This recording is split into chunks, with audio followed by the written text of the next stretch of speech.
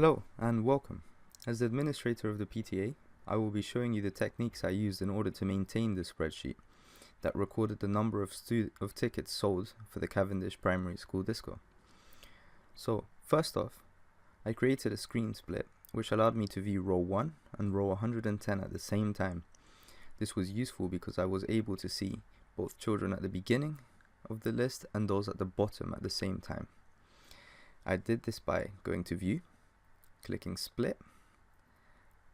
I then adjusted the horizontal line by moving it up, making it easier to view the data.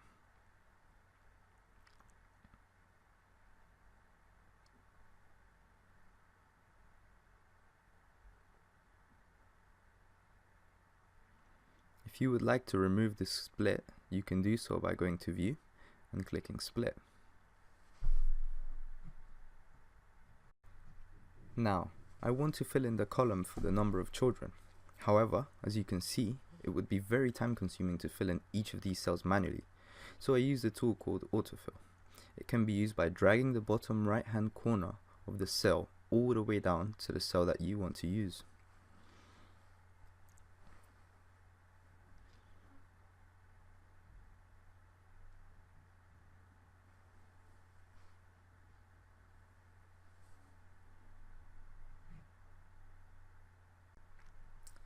Now, I'm going to show you how to use conditional formatting.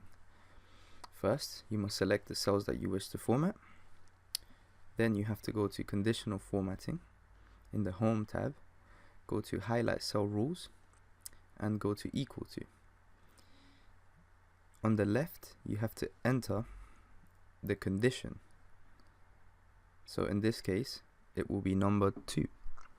On the right, you must enter the formatting type. In this case, we're going to format it to a different color, like blue, for example. You can do this by going to Fill and selecting blue.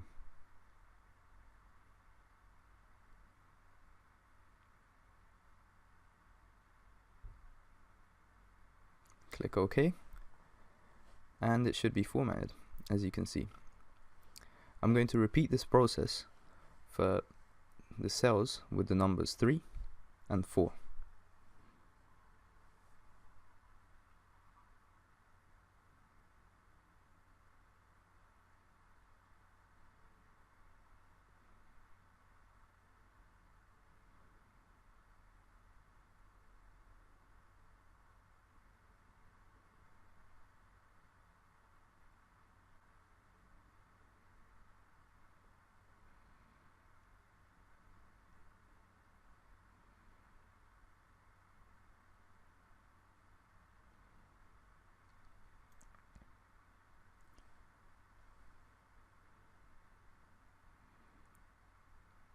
As you can see, all the cells are formatted in different colors.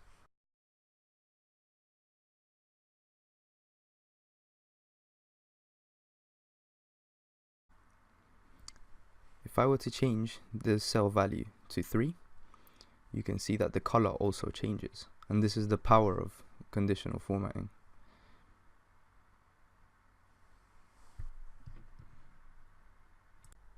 Now, I'm going to show you how to protect specific cells. First, you must select the cells you want to protect. Right-click, Format Cells, go to the Protection tab, and make sure that they are locked. Press OK.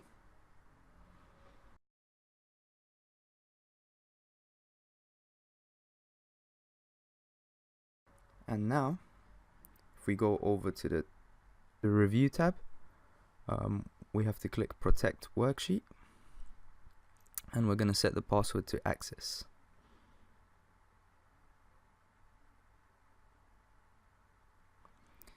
Now that that's done, I'm going to type in my name here. As you can see, it's easily typed. There are no restrictions whatsoever. Now let's see what happens if I try and type my name within the cell range protected. We get an error message.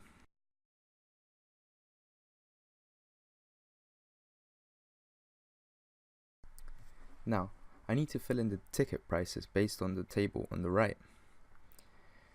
However, it would be very time consuming to do so.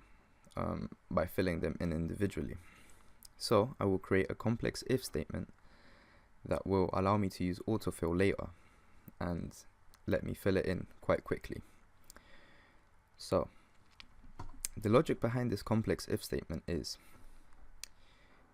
if the value in cell D5 is equal to 1, then display the contents of cell J16. If the value in cell D5 is equal to 2, then display the contents of cell J17. If the value in cell D5 is equal to 3, then display the contents of cell J18.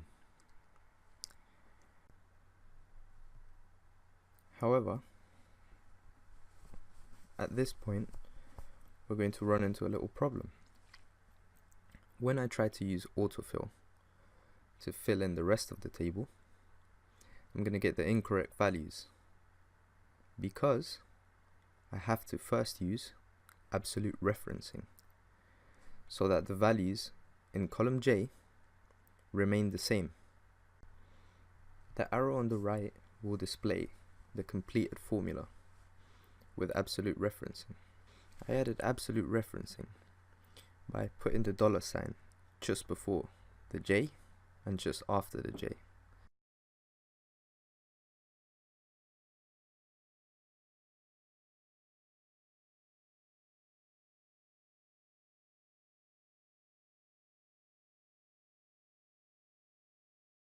Now we use autofill to fill in the rest of the table. As you can see, all of the values have been filled in.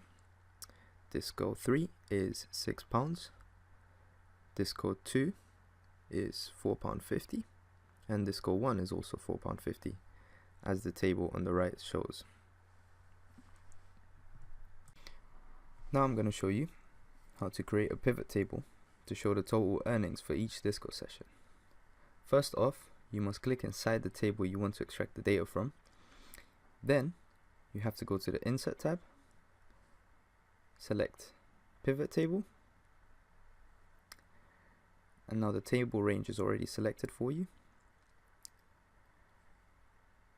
Go to Existing Worksheet, select that because we want to have the two tables together so we can compare them.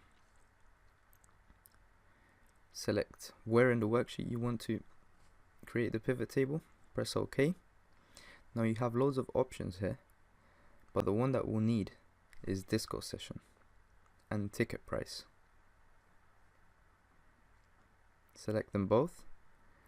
Now drag Disco Sessions to the Rows section. Now you can see that the values are not formatted correctly.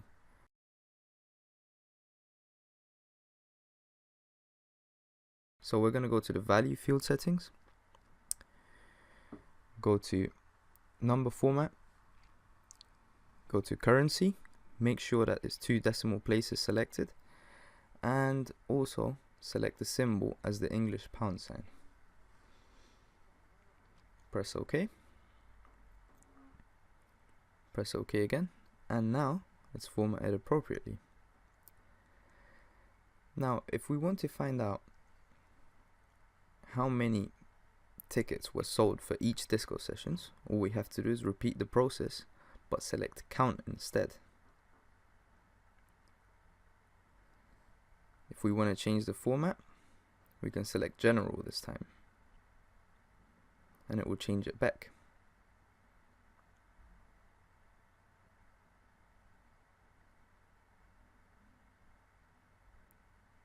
Now I'm going to undo all of these changes.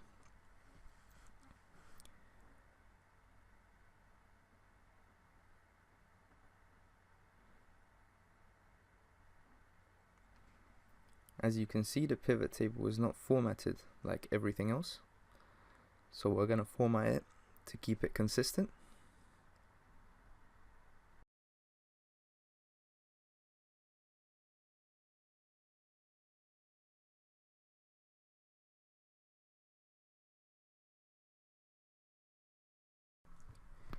Now I'm going to show you how to use a very powerful tool in Excel called Sort and Filter. First, you must select the entire table you wish to sort.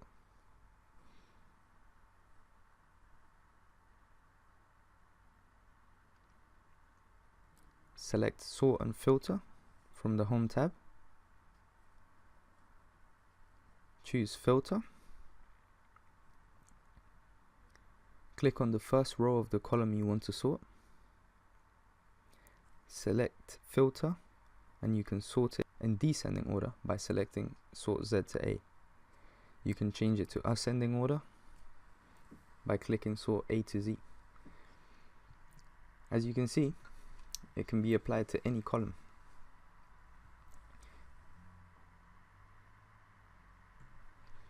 Now, here is the true power of this tool. If you just want to see the table results for Disco 1, then all you have to do is untick 2 and 3, just the results for 1. If you just want to see the results for 1 and 3, you can do so by selecting 3 and pressing OK, and you get all the results for 1 and 3.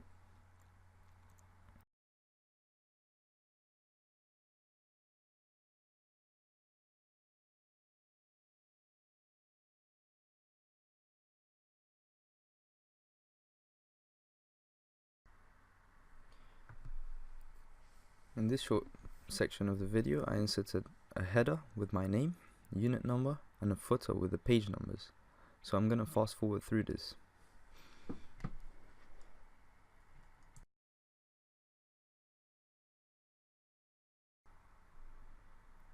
In this short clip, I hide row 1 and column G in order to keep the format of my worksheets consistent.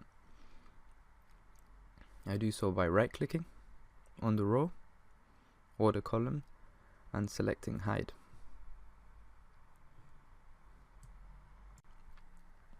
In the following sequence, I will be inserting a header and footer with my name, unit number, and page number. So I will be fast forwarding through this part.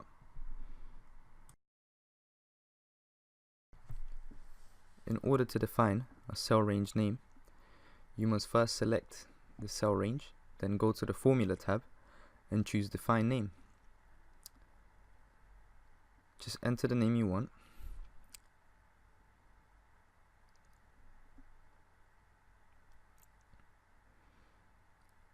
In this case, I have already called my cell range Damian Mendes Lookup, as you can see from this box, so I will just cancel the action. Now I'm going to show you how to use the VLOOKUP formula to fill in this column based on the information in the table we have just defined as Damian Mendes Lookup. First off, type equals VLOOKUP, select the cell containing the value you are looking for, then select the cell range. In this case, it's Damian Mendes Lookup. Then select the column that has the result that you need from the range. In this case, it's column 2, which contains the year. Then type false, which means that it will look for an exact match. We can then use autofill to fill in the rest of the column.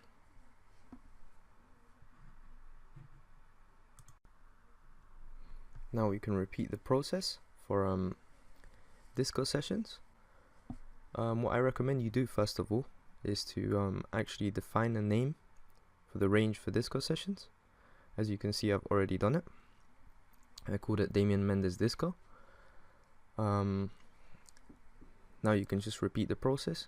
Press equals VLOOKUP. In this case, what we're looking for is the year. So we'll select the column that has year. Then we'll select the cell range that we need to search inside. Then we'll select the column that contains the result, which is in this case is 2 as well, and we'll click false. Then we'll use autofill to fill the rest of the table.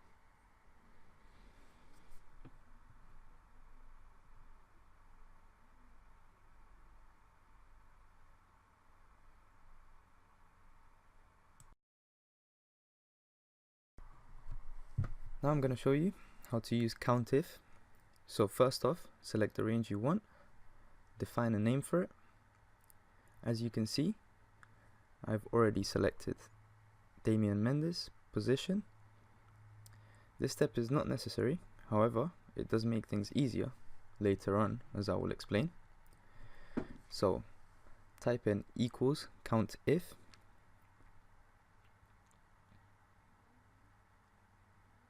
select the range. In this case, since you've already defined the name for it, all you have to do is select Damian Mendes position. If you hadn't done this, then you would have to scroll all the way up to the top of your page and select the range, come back down and type the criteria, which is the next part. The criteria in that case was consultant. So it looked through all the values in the selected area and counted each consultant value.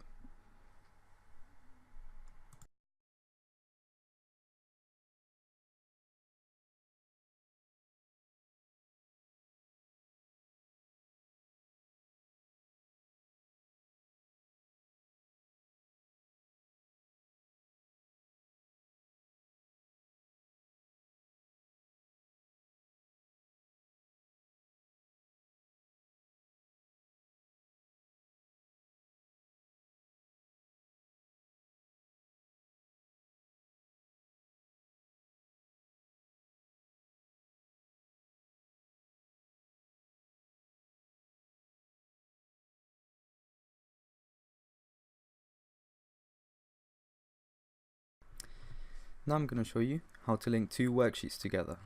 Just type in equals in the first cell you want to link, then go to the worksheet you want to link it to, select the corresponding cell and press enter.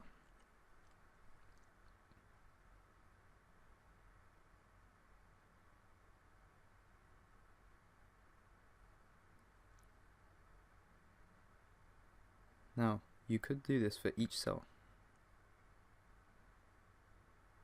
However, we're going to use autofill.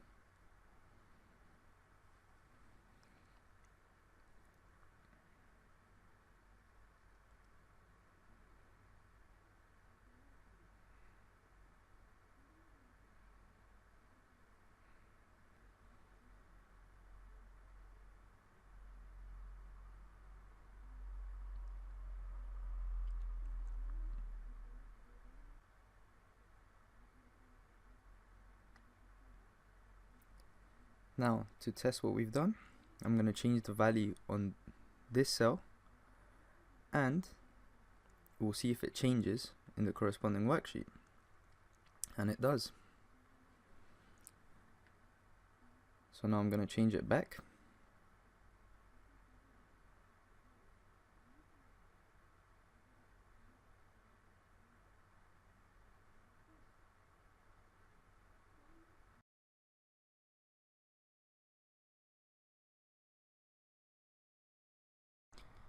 In this short guide, I will be showing the junior analysts how to use charts to improve their explanations and presentation of their data. Firstly, I will show you how to create charts. So what you want to do is select the data you want to use to make your chart.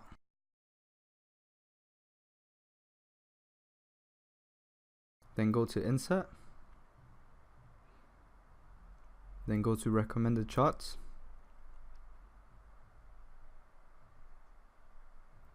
And then All Charts. In the left hand column, you can select what kind of charts you want to use, such as columns, line or pie charts.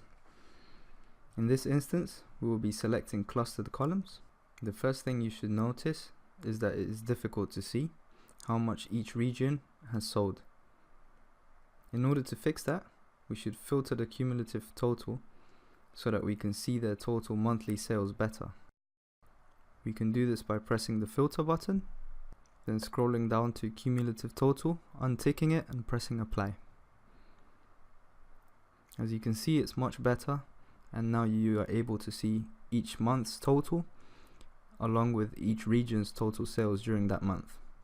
We can also adjust the intervals so that it is easier to see how much each individual region has sold this month and compare them. We can do this by double clicking the axis and going to axis options. Here we can adjust the major units so that there is an interval of 50.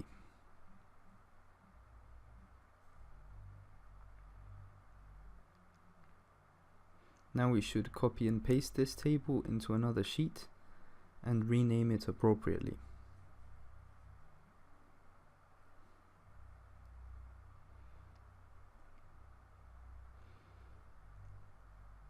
I'm going to rename it Damien Stacked Columns.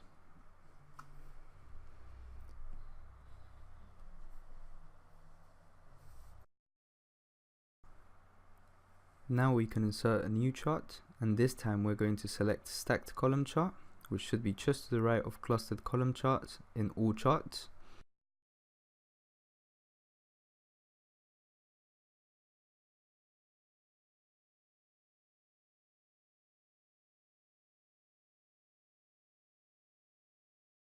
And now we are going to insert an area chart for comparison. We can do it by selecting everything again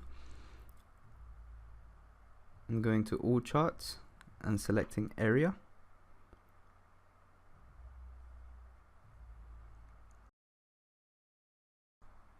Now I'm going to create two identical charts to show you how to edit them so that they present data differently.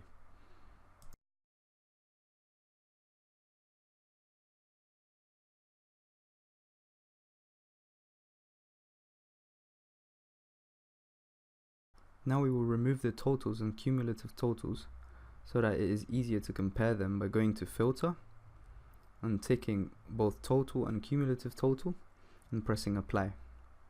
The reason we do this is because it's clearer to see how much each region sold every month.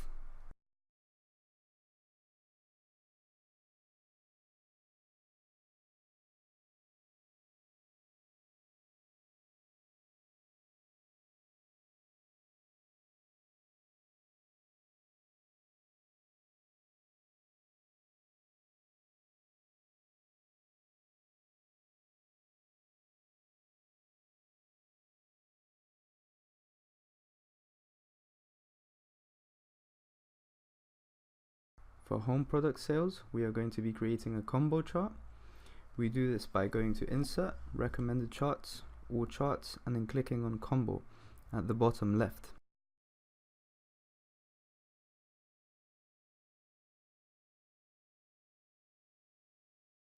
You can either choose from the pre-combined options above, or you can combine any other two you want by changing them in the chart type selection, which should be highlighted by a red circle.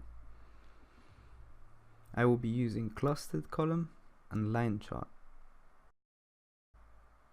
In order to improve it, we will be adding a grid line by going to the plus button and selecting grid lines.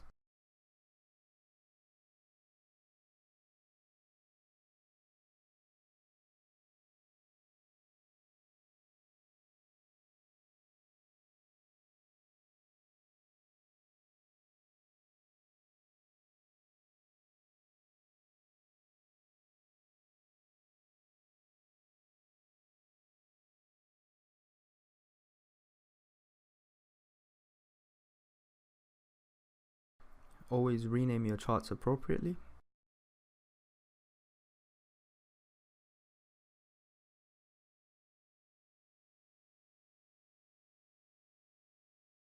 Now we are going to create charts to compare James and Abigail's monthly generated income.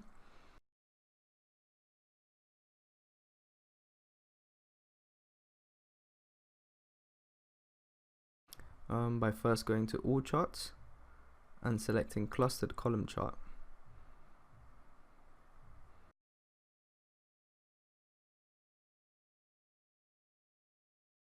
It's not clear who is generating more monthly income, so we will add a trend line.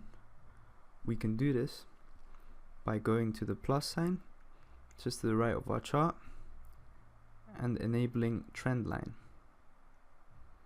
Once we do that, we'll be greeted with the options to choose either James or Abigail.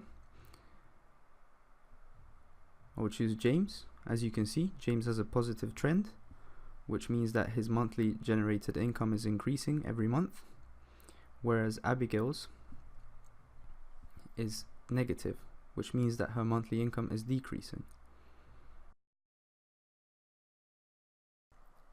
For students and ethnic groups, we will use clustered columns to sort them because this type of chart makes it easy to identify which ethnic groups are most common among students and which are not. We do this by going to recommended charts, all charts, and clicking OK. Thank you for watching this tutorial, and I hope that it has taught you enough information about charts to learn how to manipulate them.